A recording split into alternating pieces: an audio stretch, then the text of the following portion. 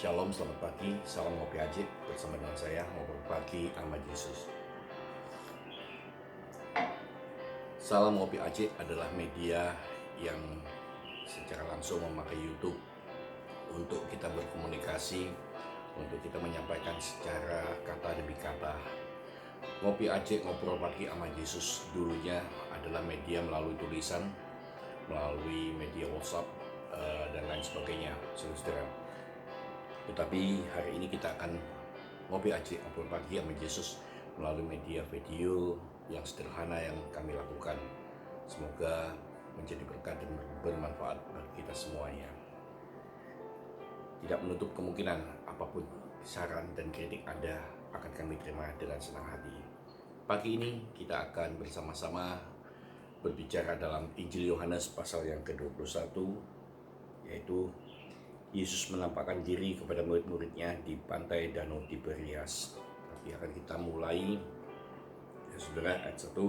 Kemudian Yesus menampakkan diri lagi kepada murid-muridnya di pantai Danau Tiberias, dan ia menampakkan diri sebagai berikut. Di pantai itu berkumpullah Simon Petrus, Thomas yang disebut Didimus, Nathanael dari Kana yang di Galilea, anak-anak Zebedius, dan dua orang muridnya yang lain. Kata Simon kepada mereka, "Aku pergi menangkap ikan." Kata mereka kepadanya, "Kami pergi juga dengan engkau." Mereka berangkat lalu naik ke perahu, tetapi malam itu mereka tidak menangkap apa-apa. Saudara-saudara, ketika hari mulai siang, Yesus berdiri di pantai. Akan tetapi murid-murid itu tidak tahu bahwa itu adalah Tuhan, bahwa itu adalah Yesus. Kata Yesus kepada mereka, "Hai anak-anak, adakah kamu mempunyai lauk pauk?" Jawab mereka, "Tidak ada," karena mereka tidak mendapatkan ikan satupun. Ya, maka kata Yesus kepada mereka, "Tebarkanlah jalamu di sebelah kanan perahu, maka akan kamu peroleh." Lalu mereka menebarkannya, dan mereka tidak dapat menariknya lagi karena banyaknya ikan. Maka murid yang dikasihi Yesus itu berkata kepada Petrus, "Itu Tuhan." Ketika Petrus mendengar bahwa itu adalah Tuhan, maka ia mengenakan pakaiannya sebab ia tidak berpakaian, lalu terjun ke dalam danau untuk menghampiri Yesus tentunya.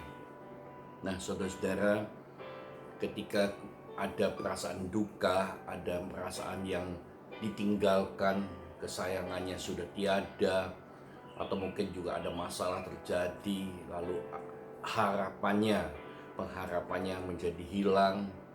Tidak, seseorang yang diandalkan tiba-tiba tidak ada di sekitarnya, tidak membela, dan apapun yang terjadi, saudara. Ini seperti yang dialami oleh para murid ketika mereka melihat, ya saudara, ketika mereka melihat Yesus tidak ada di tengah mereka, tidak ada lagi pembuat mujizat, tidak ada lagi pembimbing, tidak ada lagi mentor di tengah-tengah mereka. Mungkin mereka akan mengalami depresi, stres, mengalami hal-hal yang membuat hati mereka lemah dan lain sebagainya. Nah, saudara-saudara, itulah membuat mereka kembali melakukan sesuatu untuk menghilangkan jenuh, menghilangkan kepenatan mungkin, saudara, untuk kembali kepada pekerjaan mereka sebagai penjala, ya saudara, dengan keadaan yang tidak fix, dengan keadaan tidak semangat, saudara. Lalu mereka kembali, Petrus dan kawan-kawan dan saudara-saudaranya mengajak untuk menangkap ikan. Di dalam keadaan mereka terpuruk, boleh saya katakan demikian, di dalam keadaan mereka lemah, mereka kembali bekerja. Dan ketika mereka bekerja dalam keadaan seperti itu, mereka tidak mendapatkan apa-apa, nol, saudara.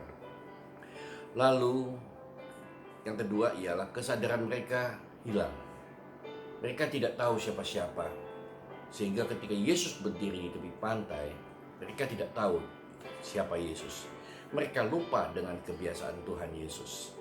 Mereka lupa dengan keadaan pribadi Yesus. Kenapa? Karena Tuhan Yesus dalam keadaan kondisi yang sangat baru, new, betul-betul dia sudah mati, bangkit, hidup, dan dalam keadaan sempurna. Nah, saudara, ketika Tuhan Yesus ada dalam pinggir pantai, saudara, Tuhan Yesus berkata, "Hai anak-anak, adakah lauk?" Mereka juga lupa dengan kebiasaan seperti itu, saudara. Lalu mereka berkata, nggak ada. Dengan lemah mungkin mereka berkata, nggak ada dapat ikan kita. Kita tidak mendapatkan apa-apa. Ya, mungkin mereka, kita sudah lelah, kita sudah begini, begitu, sudah putus asa, tidak dapat apa-apa.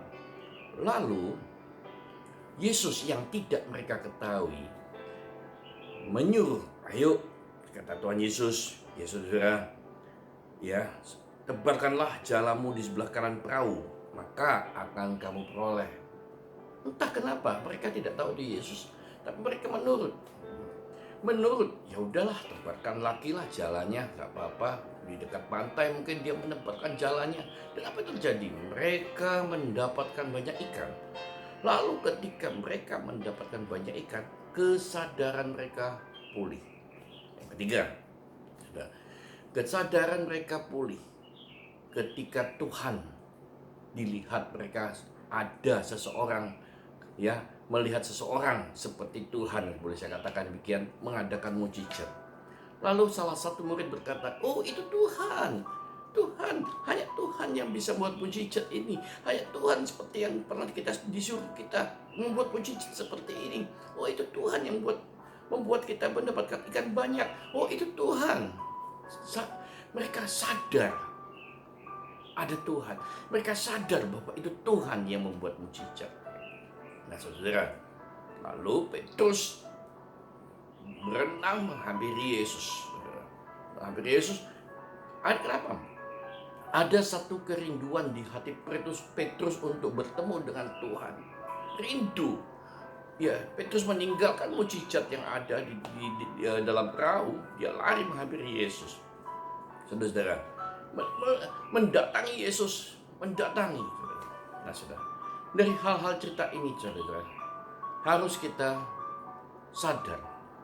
Ya, suatu kesimpulan yang pertama ialah jangan menunggu ada mujizat baru kita yakin itu Tuhan. Jangan menunggu ada mujizat baru ya kita yakin itu adalah Tuhan.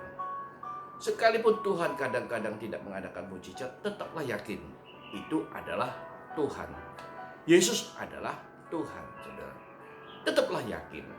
Ya. Yang kedua, tinggalkanlah apapun yang ada dalam dirimu, datanglah kepada Yesus. Ya. Jangan terlalu berkecimpung dengan mujizat.